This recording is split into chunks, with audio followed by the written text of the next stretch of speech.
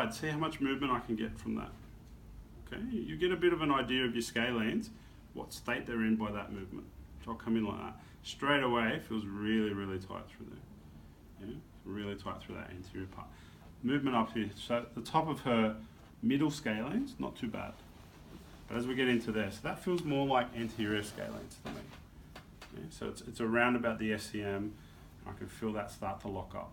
So then I'm starting to see that this area here is where she's the most tightest. So it seems like her movement's okay up more towards the top, but it's sort of, for her, it's locked up more further down, okay, around C7T1 and around through there. So most of my work's going to be focused more so there.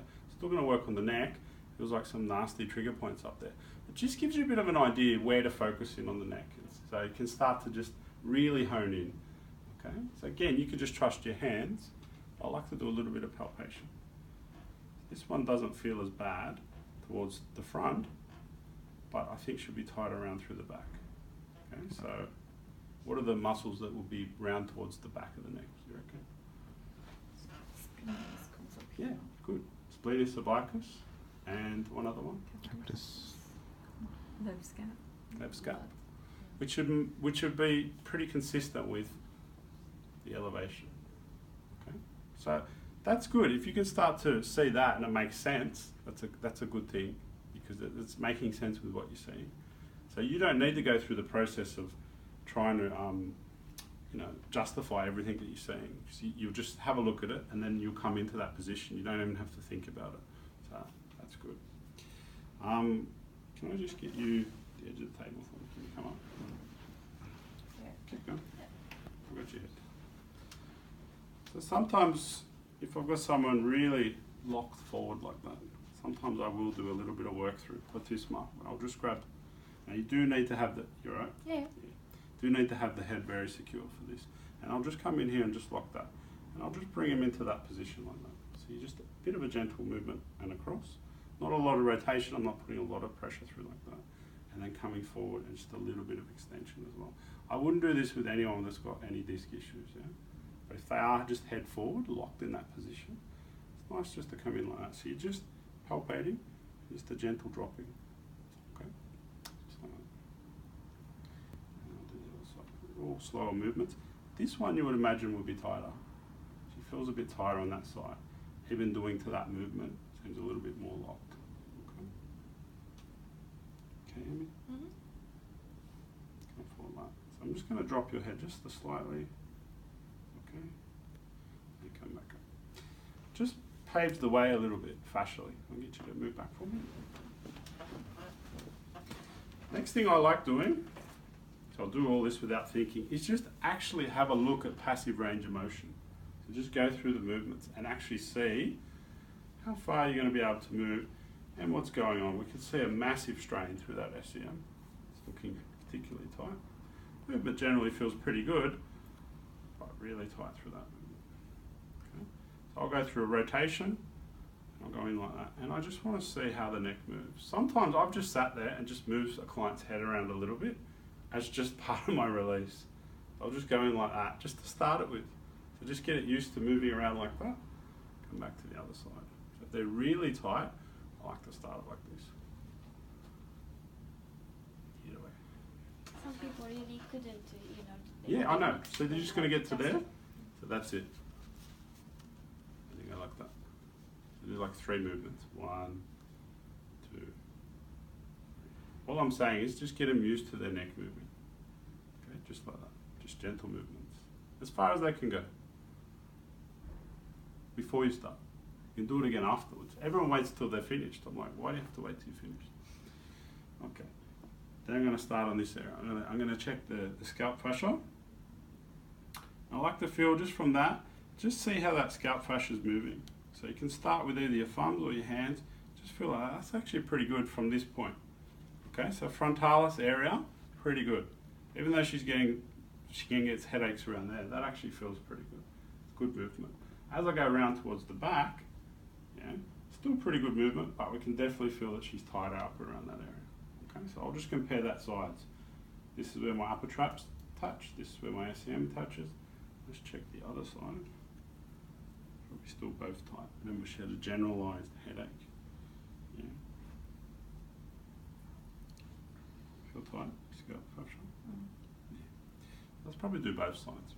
So what I do here, whether you want to have your hand like that, is just start to move that fascia around. Okay, just use your whole length of your hand. I'll do it on that side as well. So you can just hold the head and just move around. Just feels nice. And get your palm in there. Use your whole palm. You don't just have to use your fingers like that. And try and move the whole area around. And come across the same side.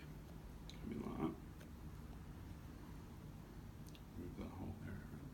Okay. If you want to get more specific, you can come and use your thumbs. I like to just do a broad-based movement. And then I'll come in and be more specific. Use 2-3 fingers and work along that line. Right up to your nuchal lines. So that's where my suboccipital is going to be, up and around there. I want to come up and really work on that area. So we're going to have a little bit of a look at what our posture looks like we haven't even touched the muscle yet. Okay. How you going, Amy? I can fall asleep, right? Yeah. So good. I'm not doing it for fun. But I like felt pressure, that's what's relaxing. Yeah, so I just hold like that. You don't have to, you can just come in and grab the head like that. But really important just to move that around. Okay. So without really doing much at all, still looks higher on this side. But if you were to come and palpate that, her fascia's softened already. Okay, without actually doing the muscles. So think about it like this.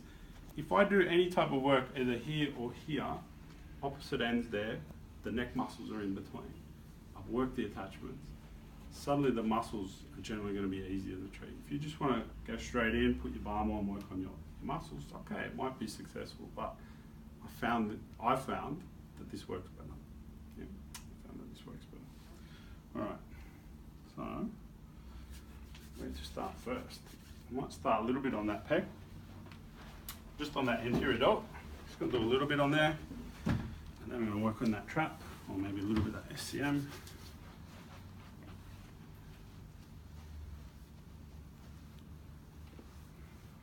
Feel free to talk, or chew the fat. I just want to go through that for it to be on Daddy's video.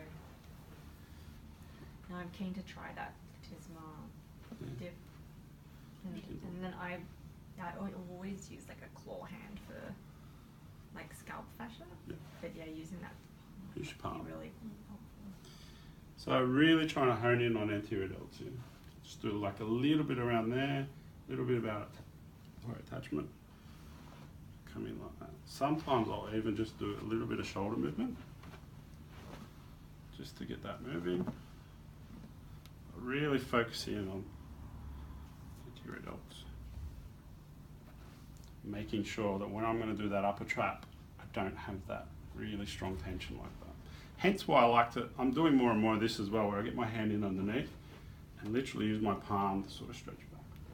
In like You have that. such big hands, Yeah. it covers the whole belt. Even if you're small, you'd be like this. But the thing is here, you got to be afraid not to put some pressure into this joint capsule, yeah? If you're afraid to push the humerus into the glenoid fossa, then it's not going to work. I know what you're saying, big hands helps, but if you're just going to go like this, you're not going to get the same effect. So that's why I get my hand in underneath. That's not pinching, is it? And literally move that around. So the thing is, it looks more vigorous because I am being vigorous. Yeah. So I'm coming in like, I'm literally pushing the humerus up. When I do that, I get the chance then to stretch through a little bit through the pec and come out like that. Okay? But if you're doing this, it's not going to work. Sometimes I'll do it like this as well. So I'll grab the elbow, come in like that, and really move around. Okay? Even from this, you can start to pull back.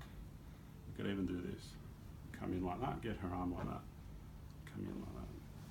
Suddenly, I know that upper trap's going to be, before I've even touched it, Drops already, yeah. It's dropped already, yeah? Yeah. Yeah.